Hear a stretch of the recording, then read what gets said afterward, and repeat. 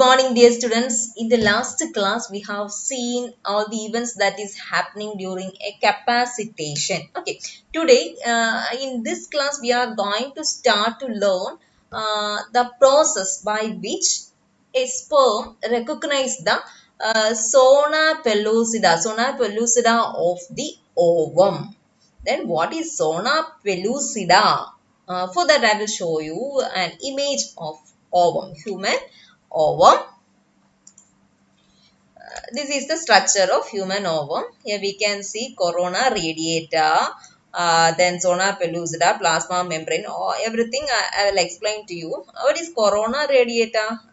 Corona radiata is the innermost cell layer of cumulus oophorus. Then what is cumulus oophorus? I hope that you are remembering that term, because in the beginning of fertilization I have mentioned about that term, cumulus cells. It is the cells that wrap around a mature ovum, and that wrapping is very significant for picking up of the mature ovum from the ovary by the fimbriae of the oviduct. So, and also this cumulus cells helps to release the chemical cues for the sperm to recognize and to approach this sperm. So that much important. I hope that you remember that term, cumulus. So that cumulus oophorus, its innermost cell layer is corona radiata, and also we can see so many follicle cells here, and zona pellucida. That's the thing that we need to understand. What is it? It is a glycoprotein layer, a protective layer that's seen around the ovum, and below that we can see the plasma membrane.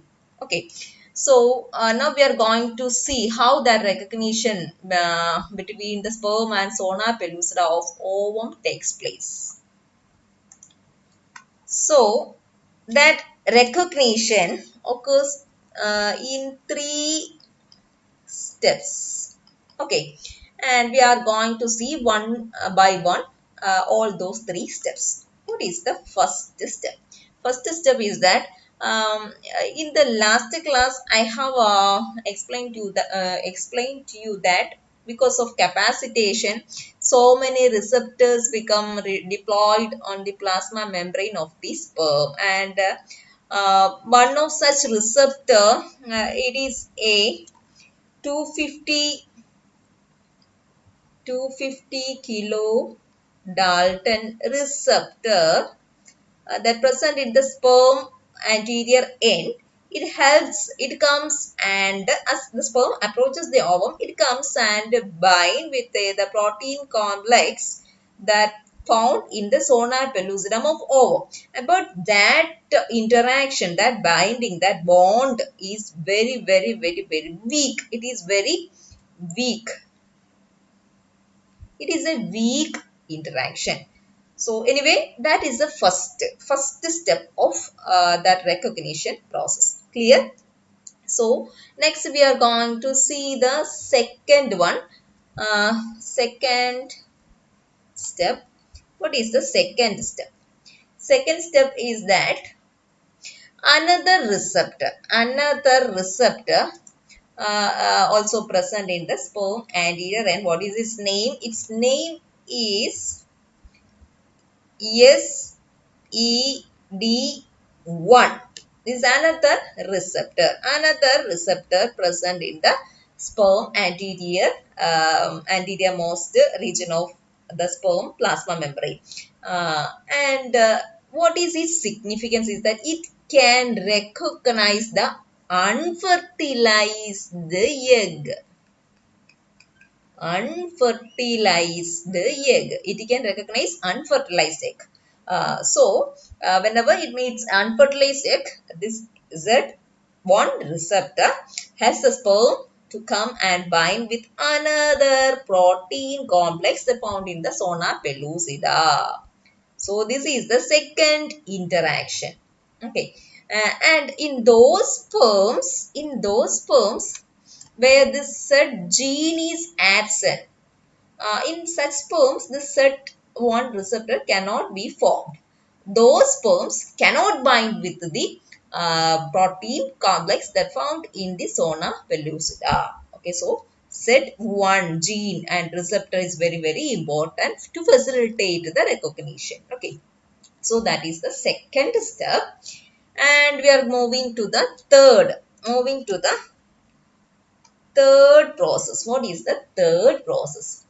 Third is regarding a particular glycoprotein. Regarding a particular glycoprotein in the zona pellucida. What is its name? Its name is ZP3. It's a protein. I'm going to draw that protein. Okay. Okay. It's very, very important. The importance is that it is the prime candidate. It's a competitor to bind some receptors in the sperm. It's a strong bonding. So that glycoprotein is very important. What's his name? ZP3. And there are so many receptors in the sperms that can bind with this type of glycoprotein, ZP3. And these proteins contain some carbohydrate moiety. Some carbohydrate moieties are present. See, it is attached to sometimes serine amino acids, or sometimes I'm going to draw one more that protein. Sometime in the threonine amino acid, these carbohydrate moieties are seen attached. And to this carbohydrate moieties, so many receptors that found in the sperms come and binds. Okay. So many receptors in the sperms. They are capable to come and bind with this ZP3 glycoprotein to where? To its carbohydrate moieties. And also there is one receptor in the sperm. Its name is galactosyl transferase. Its name is galactosyl transferase. Galactosyl transferase. Suppose this is that receptor, and this receptor specifically it will bind to the N-acetyl glucosamine moieties of ZP3 protein. Of which moiety? N-acetyl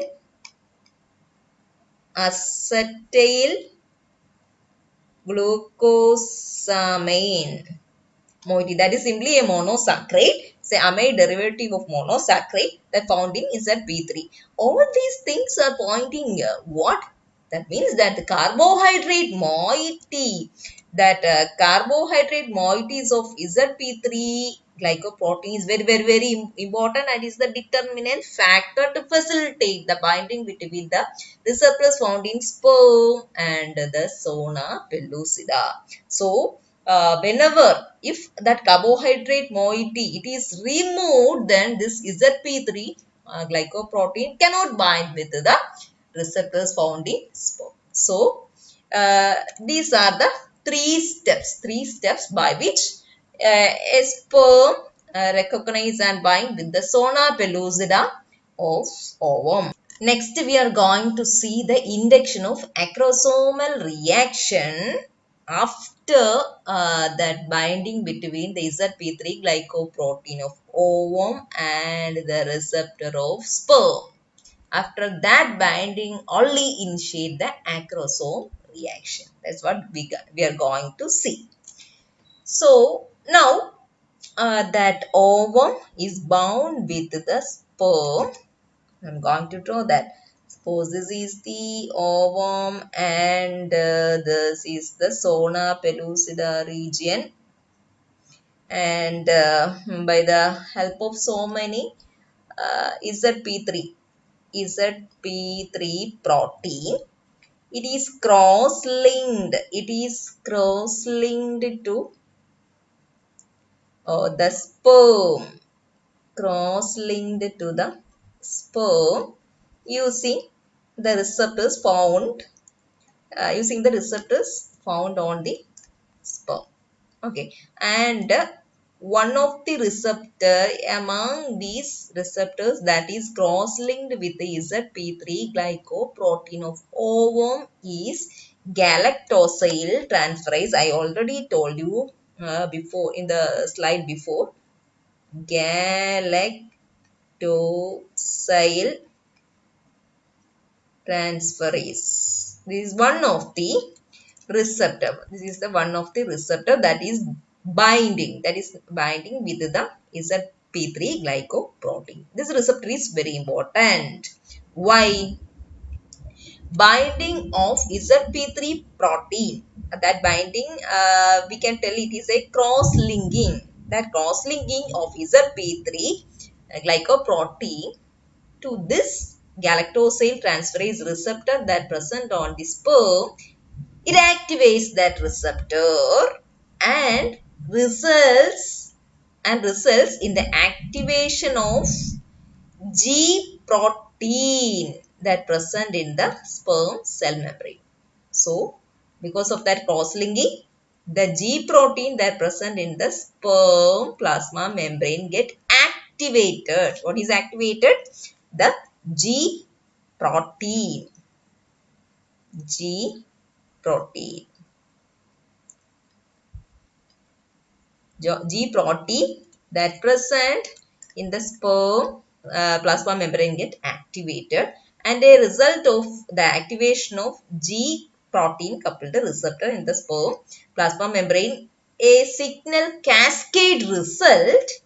We know that signal cascade means what? And as a result, and the culmination of that signal cascade is the opening of so many calcium ion channels that present on the sperm plasma membrane. And what it results means so much of calcium will move inside the sperm. So the calcium's concentration inside may depends. Okay. As a result, we know that inside the sperm present the acrosome. I am going to draw that. Inside the sperm, we know that acrosome is present, and because of the high concentration of calcium ions here, need to import it out. So calcium mediated exocytosis happens here, and along with that the proteolytic enzyme carrying vesicles are also released along with that calcium ions to outside. Okay, that's the result happens there. And that proteolytic enzyme that is released from the acrosome, this is the acrosomal reaction, and that proteolytic enzyme, it can create a hole in the zona pellucida. It can create a hole in the zona pellucida, and through that hole the sperm can enter the egg. And one more thing is happening at that time during that acrosomal reaction is that the sperm membrane, anterior region of the sperm plasma membrane is sheared off. It is removed during that acrosomal reaction. And we know that in that region actually the receptor for ZP3 glycoprotein present. So as that membrane is removed, then that adhesion may lose. It's not good. So until the time the sperm enters the egg, completely enters the egg, till that time a sort of adhesion is necessary. So how we can maintain that adhesion? That is with the help of some other proteins that present in the inner acrosomal membrane. Inner acrosomal membrane. I will show the inner acrosomal membrane here. Here we can see that this is the acrosome, and this is the outer membrane, and this is the inner membrane. So some proteins that present in the inner acrosomal membrane. It comes and bind with the another type of glycoprotein that present in the zona pellucida. Its name is ZP2.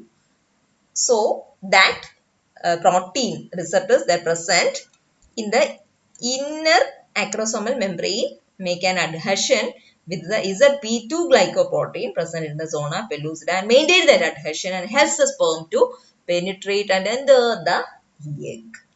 Okay, and for your better understanding, I will show an image of the ultrastructure of that zona pellucida. Then in that picture you can clearly see in what way different types of glycoproteins of zona pellucida are arranged. This is the picture of zona pellucida. And here we can see different types of glycoprotein, ZP2, ZP3, and ZP1 is also another type of glycoprotein seen in zona pellucida. It is cross-linking the different layers of that glycoprotein. Carbohydrate moieties also we can see. This is the structure of zona pellucida. So, in that way, the sperm can manage to enter the oocyte. So, that's about the acrosomal reaction and penetration into the ovum. Clear?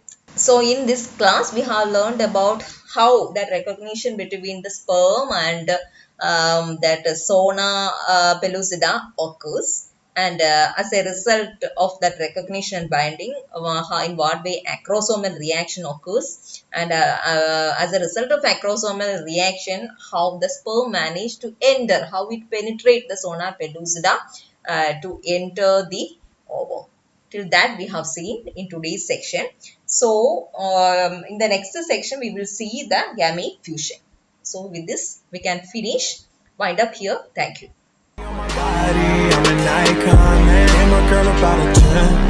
I should fuck her in a Benz.